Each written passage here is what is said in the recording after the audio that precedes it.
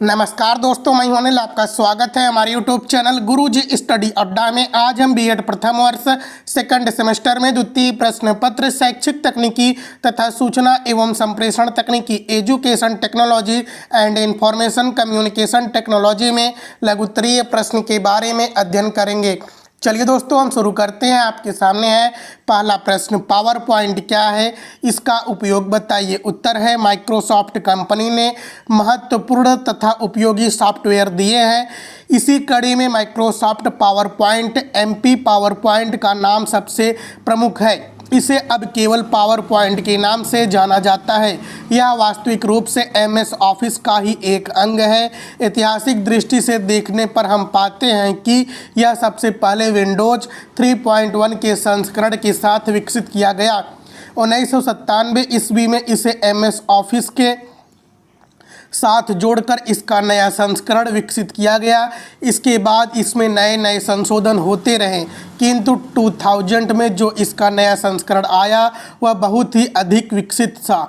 सन 2000 से ही power point XP आ गया। यह नवीनतम संस्करण अत्यंत विकसित तथा सरल था। अब देखिए दोस्तों, पावर पॉइंट के उपयोग क्या है।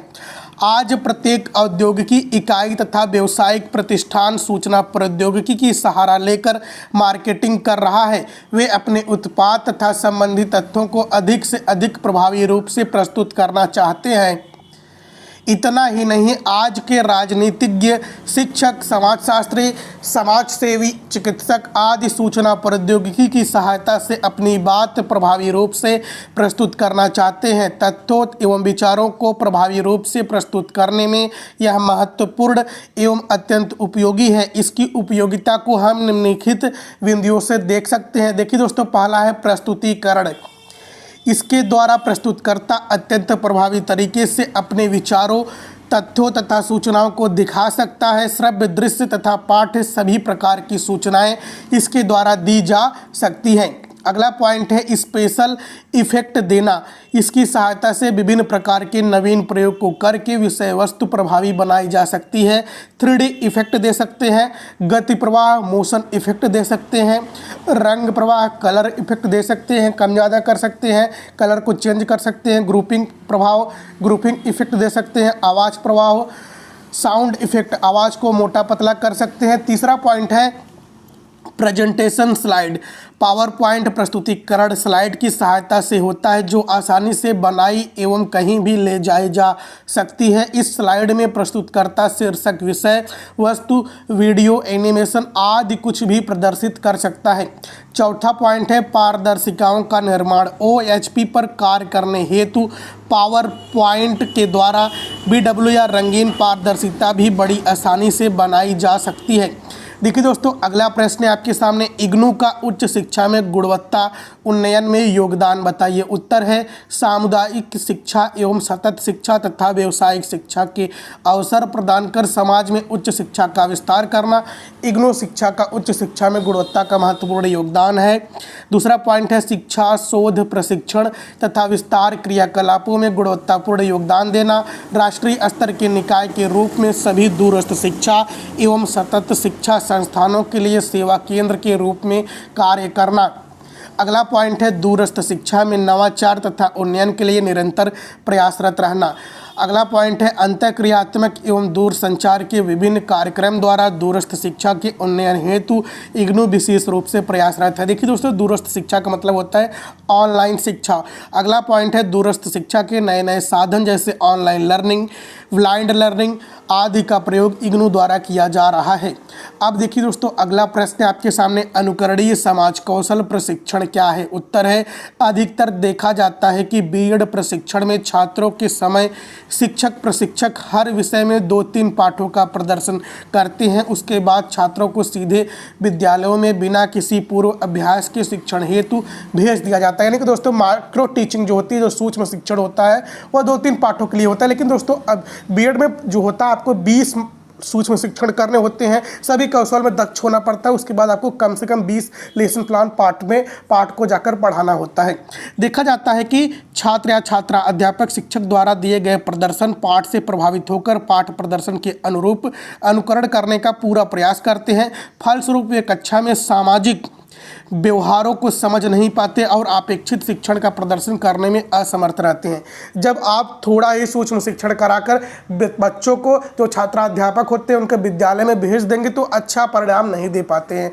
एक बार आप उनको सूक्ष्म शिक्षण के माध्यम से सभी कौशलों में दक्ष करिए, समय चाहे जितना भी लगे। फिर उसके बाद आप 20 लेसन प्लान का एक बार रिहर्सल करा लीजिएगा, सूक्ष्म शिक्षण करा लीजिए, फिर उसके बाद से आप कक्षा में जाइए, अच्छे से पढ़ा सकते हैं। देखिए दोस्तों, शिक्षण व्यवसाय में शिक्षण कुशलता, प्रभावशीलता प्राप्त करने के लिए शिक्षण का पूर्वाभ्यास छात्रों के लिए अति आवश्यक है। इस अभ्यास में छात्र को शिक्षक की भूमिका का निर्वाह करना पड़ता है। कक्षागत व्यवस्था तथा सामाजिक कौशल प्राप्त करने के लिए प्रयास करने पड़ते हैं। छात्र ये प्रशिक्षण अनुकरणीय SST विधि से प्राप्त करते हैं, जो छात्रों में आत्मविश्वास जागृत करता है, उन्हें प्रभावशाली शिक्षक बनाने में अपनी महत्वपूर्ण भूमिका निभाता है। देखिए दोस्तों, इस विधि में SST का विकास क्रुकसैंक ने 1968 ईस्वी में शिक्षक प्रशिक्षण के लिए किया था। इस विधि के अनेक नाम हैं, जैसे भूमिका निर्वाह विधि, रोल प्ले मॉडल, कृत्रिम शिक्षण, आर्टिफिशियल टीचिंग, पायलट प्रशिक्षण, पायलट ट्रेनिंग, प्रयोगशाला विधि, लेबोरेटरी टेक्निक्स, नैदानिक विधि, केमिकल मेथड, यहाँ दोस्तों लेबोरेटरी हो जाएगा, तथा आगमन वैज्ञानिक विधि, इंडक्टिव साइंटिफिक मेथड आदि हैं। अब देखिए दोस्तों, अगला प्रश्न है आपके सामने, अनुकरणीय सामाजिक कौशल प्रशिक्षण की विशेषताएं क्या हैं? उत्तर है, इस प्रशिक्षण प्रविधि की निम्नलिखित मान्यताएं हैं। पहला है, पृष्ठपोषण प्रणाली के प्रयोग से शिक्षक व्यवहार में परिवर्तन लाया जा सकता है। देखिए दोस्तों, फीडबैक के माध्यम से अच्छा बुरा को बताया जा सकता है। यदि शिक्षक जो होता है, यदि अच्छा करता है, जो छात्राध्यापक होता है, तो जल्दी सीखता है। अगला पॉइंट है, एक प्रभावशाली शिक्षक के लिए कुछ निश्चित सामाजिक कौशल होते हैं जो शिक्षक व्यवहार की प्रभावशीलता पर प्रभाव डालते हैं। अगला प्रश्न दोस्तों, इन सामाजिक कौशल व्यवहारों को पहचाना जा सकता है, उन्हें ऑब्जर्व किया जा सकता है और उनका मापन भी किया जा सकता है तथा इनको पृष्ठपोषण विधियों के प्रयोग से परिमार्जित किया जा सकता है। अगला पॉइंट है, शिक्षण व्यवहार का अपना वर्गीकरण विज्ञान टैक्सोनॉमी होता है। अनुकरणीय प्रविधि का प्रयोग करके वर्गीकरण विज्ञान विकसित किया जा सकता है। देखिए दोस्तों, ब्लूम ने टैक्सोनॉमी का सिद्धांत दिया था। सामाजिक कौशलों का विकास अनुकरण तथा अभ्यास के द्वारा कृत्रिम शिक्षण परिस्थितियों में किया जा सकता है। जिस समूह को इस प्रविधि द्वारा प्रशिक्षण प्रदान किया जा सकता है, उस समूह के सभी सदस्यों छात्रों को अवसर मिलता है जिससे वे शिक्षण व्यवहार को नियंत्रित कर सके, अपने शिक्षण व्यवहार को उन्नत एवं प्रभावशाली बना सकते हैं। अगला पॉइंट है आपके सामने, शिक्षा में ICT की चुनौतियाँ बताइए। ICT का मतलब होता है दोस्तों इंफॉर्मेशन कम्युनिकेशन टेक्नोलॉजी। उत्तर है, भारत जैसे देशों में शिक्षा व्यवस्था में पर्याप्त सुधार किसी चुनौती से कम नहीं है। इसे हम निम्न बिंदुओं के आधार पर समझ सकते हैं। पहला है बजट की कमी। अधिक जनसंख्या होने के कारण प्रति व्यक्ति बजट काफ़ी कम होता है और कम बजट ICT को स्थापित करने की सबसे बड़ी चुनौती होती है। देखिए दोस्तों, ICT जो होता है यह अधिक बजट इसमें लगता है, अधिक खर्च लगता है।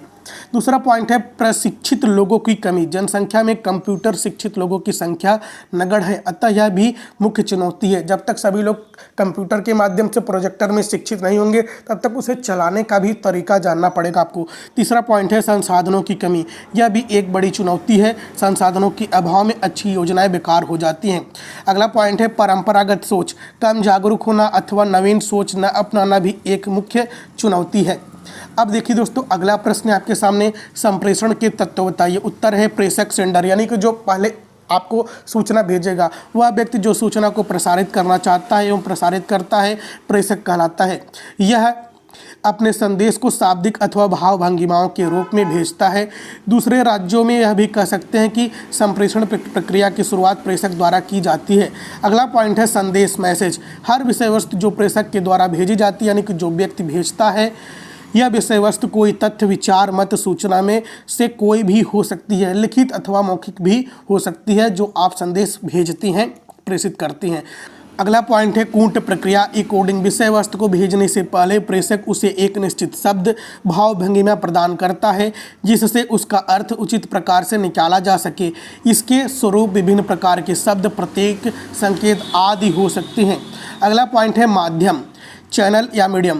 प्रेषक संदेश भेजने से पूर्व माध्यम को निर्धारित कर लेता है। यह माध्यम वह मीडिया है जिसके द्वारा प्रेषक व ग्राहक में संबंध स्थापित हो पाता है। या जैसे रेडियो, टीवी, ईमेल, फैक्स, पत्र, व्याख्यान आदि में हो सकता है। यानी कि दोस्तों आप अपनी सूचना जो प्रेषक होगा रेडियो के माध्यम से, टीवी के माध्यम से, ईमेल, फैक्स, पत्र इत्यादि के माध्यम से वह भेज सकता है।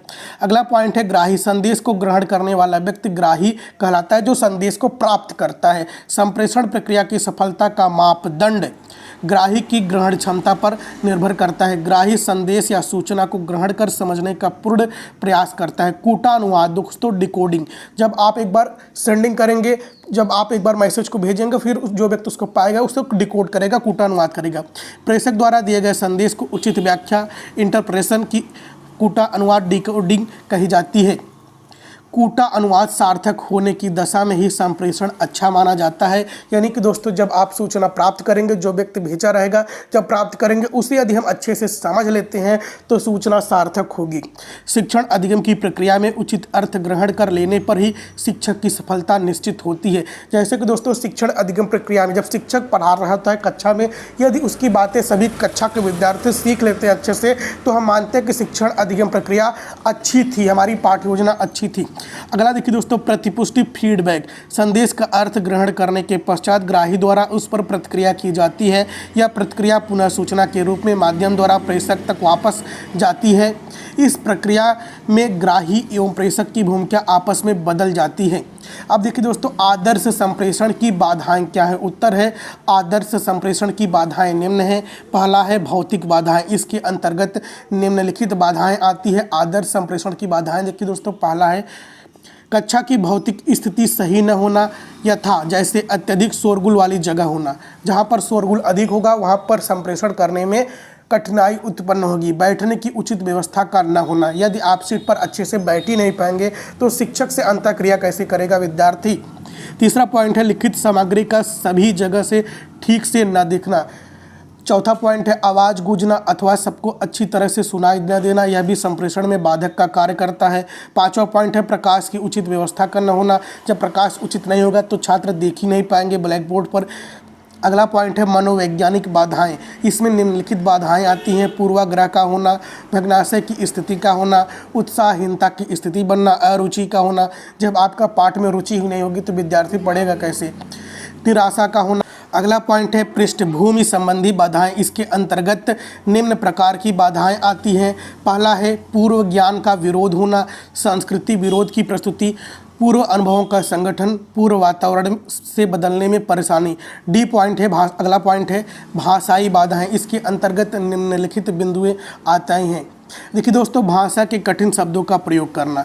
जब जो शिक्षक होगा यदि क्लिष्ट शब्दों का प्रयोग करता है, वो बच्चा छोटा है तो वह भाषा को समझ नहीं पाएगा, आपकी बातों को समझ नहीं पाएगा। विदेशी भाषा का प्रयोग, अधिकतर लोग हिंदी के साथ इंग्लिश अन्य भाषाओं का भी समावेश करते हैं, जिससे बच्चों को समझने में कठिनाई उत्पन्न होती है। भाषा में व्याकरण संबंधी दोष, अत्यधिक मुहावरेदार घुमावदार वाक्यों का प्रयोग। यदि आप अत्यधिक मुहावरेदार घुमावदार वाक्यों का प्रयोग करेंगे, अप्रत्यक्ष रूप से बच्चों को समझाना चाहेंगे, जो छोटे बच्चे हैं वह समझ नहीं पाते हैं। अनुपात प्रतीकों का प्रयोग। तो दोस्तों यदि चैनल पर नए हो तो चैनल को सब्सक्राइब कर लीजिएगा, बेल आइकन प्रेस कर लीजिएगा, वीडियो का लाइक शेयर जरूर कीजिएगा। दोस्तों जय हिंद जय भारत।